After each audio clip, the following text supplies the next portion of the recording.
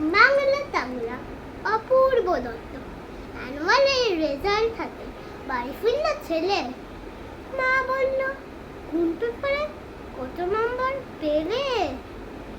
হিস্ট্রিতে মম 84, ম্যাথসে 90।